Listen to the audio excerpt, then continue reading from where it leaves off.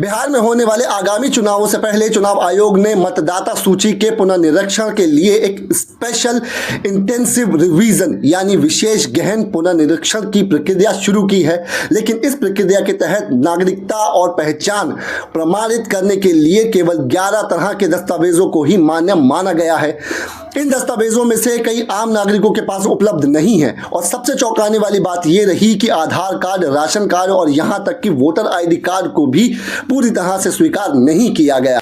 इस मामले में सुप्रीम कोर्ट की 2 जजों की पीठ जस्टिस सुधांशु धुलिया और जस्टिस राय मोलियाबाशी ने चुनाव आयोग की खिंचाई करते हुए स्पष्ट कहा है कि नागरिकता तय करना चुनाव आयोग का काम नहीं है, यह गृह मंत्रालय की जिम्मेदारी है। जजों ने बेहद तीखे शब्दों में पूछा, जब पिछले 20 साल से लोग बिना किसी बाधा के वोट डाल रहे हैं तो अचानक ये कठोर प्रक्रिया क्यों? बहस के दौरान जस्टिस लुधिया ने यहां तक कह दिया कि इतने डॉक्यूमेंट्स तो मेरे पास भी नहीं है। इस याचिका पर 9 पक्षकारों की ओर से वरिष्ठ वकीलों कपिल सिब्बल, अभिषेक मनु सिंघवी और गोपाल शंकर नारायण जैसे नामी चेहरे कोर्ट पहुंचे हैं। इन्होंने कोर्ट में दलील दी कि चुनाव आयोग का यह कदम आम नागरिकों को मताधिकार से वंचित करने की साजिश जैसा मालूम होता है। कपिल सिब्बल ने कहा, यदि कोई घुसपैठिया है तो उसे सरकार पकड़कर बाहर निकाले, पर भारत के नागरिकों से उनकी नागरिकता सिद्ध करने को कहना संवैधानिक आत्मा के खिलाफ है। उन्होंने यह भी कहा, यदि वोटर सूची से किसी नाम को हटाना है तो पहले यह साबित करना होगा कि वो व्यक्ति भारतीय नागरिक नहीं है। सिर्फ दस्तावेज नहीं होना नागरिकता के खत्म होने का प्रमाण नहीं हो सकता। कोर्ट को बताया गया है कि बिहार के करीब 7.9 करोड़ वोटर्स से दोबारा दस्तावेज मांगे जा रहे हैं। जो पुराने मतदाता हैं, जिनका नाम साल 2003 से पहले लिस्ट में है, उन्हें भी फॉर्म दोबारा भरना होगा और जिनका नाम बाद में जुड़ा है उन्हें नागरिक प्रमाणित करना होगी। वकीलों ने कोर्ट में यह भी बताया कि न्यायपालिका, खेल और कला से जुड़े प्रतिष्ठित लोगों को इस प्रक्रिया से छूट दी गई है, लेकिन आम नागरिक को एक कठिन और अपमानजनक प्रक्रिया से गुजरना पड़ रहा है। चुनाव आयोग की ओर से पूर्व अटॉर्नी जनरल के वेणुगोपाल ने पक्ष रखा और कहा कि आयोग की प्रक्रिया संवैधानिक है। लेकिन जब जजों ने बार बार ये पूछा कि आधार कार्ड को क्यों नहीं मान रहे हो, तो कोई ठोस जवाब नहीं मिला। आयोग ने सिर्फ इतना कहा कि आधार पहचान का प्रमाण है, नागरिकता का प्रमाण नहीं है। कोर्ट ने साफ तौर पर कह दिया कि यदि चुनाव आयोग मतदाता सूची को पुनर्निरीक्षण करना चाहता है तो करे, लेकिन पहचान के लिए आधार कार्ड, वोटर आईडी और राशन कार्ड को मान्यता देनी ही पड़ेगी, मनमानी नहीं चलेगी। जजों ने यह भी टिप्पणी की कि यदि प्रक्रिया पूरी हो गई तो कोई भी अदालत बाद में इस पर सवाल नहीं उठा सकेगी, इसलिए इससे पहले न्यायिक दखल जरूरी है। बिहार की वास्तविकता को ध्यान में रखते हुए कोर्ट ने कहा कि 2 करोड़ मजदूर दूसरे राज्यों में पलायन कर चुके हैं, 73% क्षेत्र बाढ़ से प्रभावित है, तो ऐसे में इतनी कठोर प्रक्रिया लागू करना व्यवहारिक नहीं है। आखिर में सुप्रीम कोर्ट ने आदेश दिया कि चुनाव आयोग को आधार कार्ड, राशन कार्ड और वोटर आईडी कार्ड जैसे सामान्य पहचान पत्रों को स्वीकार करना ही पड़ेगा। यह फैसला न सिर्फ बिहार की जनता की बल्कि देश के हर उस नागरिक के लिए राहत भरा है जो लोकतंत्र में विश्वास रखता है। आइए अब बात करते हैं हमारी राजनीति और बॉलीवुड की ड्रामा क्वीन कंगना रनावत की। कंगना रनावत का एक बयान आया है। कंगना रनावत बहुत शौक से राजनीति में आई थी और अब कह रही हैं, मजा नहीं आ रहा है। मतलब ये तो बिल्कुल वैसा ही है जैसे सबवे में किसी ने सैंडविच मंगाया हो और बोले बहुत सब्जी डाल दी यार, खाने में मजा नहीं आ रहा है। अब जरा सोचिए, लोग कंगना जी से मिलने आते हैं और वो पूछती हैं आधार कार्ड लाए हो या नहीं। मतलब सांसद है या एटीएम मशीन है। कभी कभी मुझे लगता है कहीं उनको ऐसा तो नहीं लग रहा कि जनता मिलने आएगी और कहेगी मैम एक और फिल्म बना दीजिए और उसके लिए चंदा भी यहीं से ले जाइए। पर सच्चाई ये है कि जनता मिलने आती है तो बोलती है मैडम सड़क टूटी है, पानी नहीं आ रहा है, बिजली कट रही है, और कंगना जी सोचती हैं ये सब कुछ सुनने का मूड नहीं है। भाई साहब, आप नेता बन गई हो, जनता की बातें सुननी ही पड़ेंगी।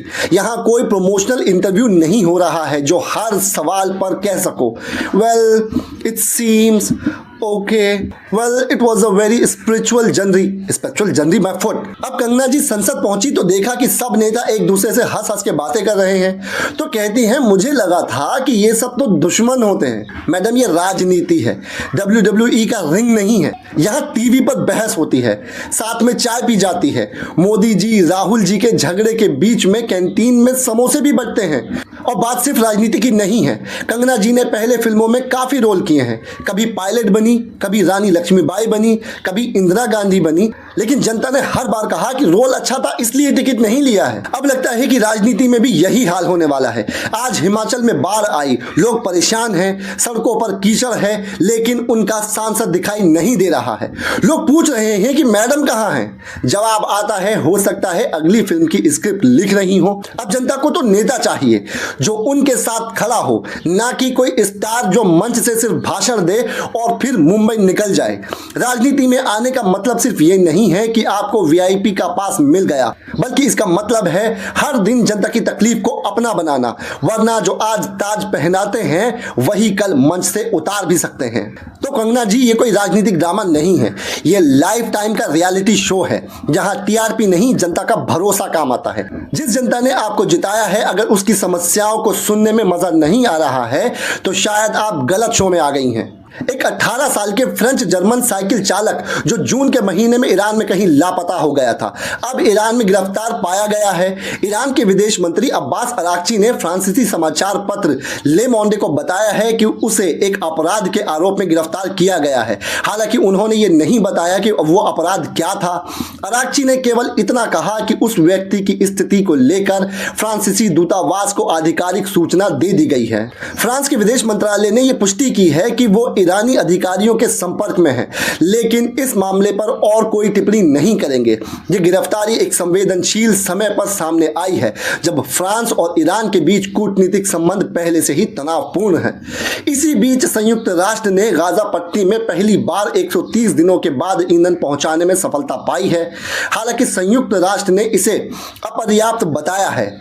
संगठन का कहना है कि मौजूदा मानवीय हालात को देखते हुए जरूरतें कहीं ज्यादा हैं और ये ईंधन मात्र केवल राहत का एक छोटा सा प्रयास है। दूसरी तरफ इजरायली रक्षा बलों यानी आईडीएफ ने जानकारी दी है कि उनका एक ड्रोन दक्षिणी इजराइल के एक किबुत्स के पास दुर्घटनाग्रस्त हो गया है। इस दुर्घटना की जांच चल रही है और फिलहाल तकनीकी खराबी के संकेत मिल रहे हैं।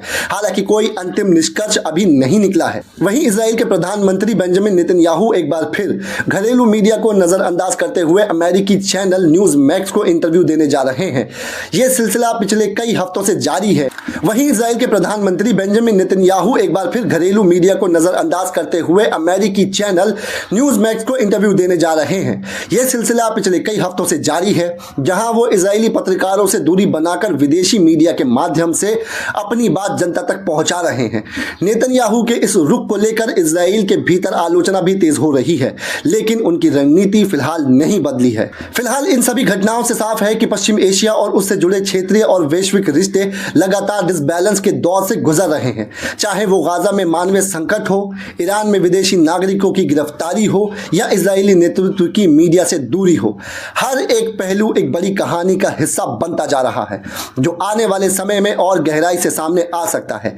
वहीं अगर बात करें ईरान और चाइना के रिश्तों की, तो अभी तक चीन ने ईरान को J-10C फाइटर जेट की डिलीवरी नहीं की है, लेकिन दोनों देशों के बीच बातचीत तेज हो गई है। ईरान ने पहले रूस से Su-35 फाइटर जेट लेने की योजना बनाई थी, लेकिन डील में देरी होने के कारण अब वो चीन की ओर झुक रहा है। रिपोर्ट के अनुसार ईरान लगभग 36 से 40 J-10C फाइटर जेट्स खरीदने के लिए चीन से बातचीत कर रहा है। J-10C एक 4.5 जनरेशन का मल्टी रोल फाइटर जेट है, जिसमें सिंगल इंजन और डेल्टा विंग डिजाइन है। इसमें फ्रंट कनार्ड होता है जो इसे हवा में जबरदस्त फुर्ती और टर्निंग क्षमता देता है। इसमें KLJ-7A नाम का एक AESA रडार लगा होता है, जो दुश्मन के विमानों और मिसाइलों को लंबी दूरी से ट्रैक कर सकता है और इलेक्ट्रॉनिक जैमिंग के खिलाफ सुरक्षा देता है। ये PL-15 जैसी long range air to air missile को ले जा सकती है, जिसकी रेंज 200 किलोमीटर से भी ज्यादा मानी जाती है। ये मिसाइल अमेरिका की AIM-120D और यूरोप की मेटोरियर मिसाइल को चुनौती दे सकती है। इस फाइटर जेट में उन्नत इलेक्ट्रॉनिक वॉरफेयर सिस्टम लगे होते हैं, जिससे ये दुश्मन के रडार और डिफेंस सिस्टम को चकमा दे सकता है। J-10C में WS-10 इंजन का इस्तेमाल होता है, जो ताकतवर है, लेकिन इसकी भरोसेमंदी और रखरखाव को लेकर कुछ चिंताएं भी जताई जा रही हैं। यह फाइटर जेट हवा से हवा में लड़ाई, जमीन पर हमले और समुद्री लक्ष्यों को भेदने जैसे कई काम कर सकता है। इसकी कीमत लगभग 60 से 90 मिलियन डॉलर प्रति यूनिट मानी जाती है, जो Su-35 की तुलना में काफी सस्ता है। अगर ईरान को ये जेट्स मिलते हैं तो उसकी वायुसेना की ताकत में जबरदस्त इजाफा हो सकता है। ये अमेरिका और इजराइल जैसे विरोधियों के खिलाफ उसकी रणनीतिक तैयारी को जबरदस्त मजबूती दे सकता है और इससे पूरे पश्चिम एशिया क्षेत्र में सैन्य संतुलन बदल सकता है। अभी डील की पुष्टि नहीं हुई है, लेकिन इसकी संभावना बहुत ज्यादा है। अभी डील की पुष्टि नहीं हुई है, लेकिन इसकी संभावना बहुत ज्यादा है। अभी डील की पुष्टि नहीं हुई है, लेकिन इसकी संभावना बहुत ज्यादा है। J-10C का आना ईरान की वायु शक्ति को एक नई दिशा दे सकता है।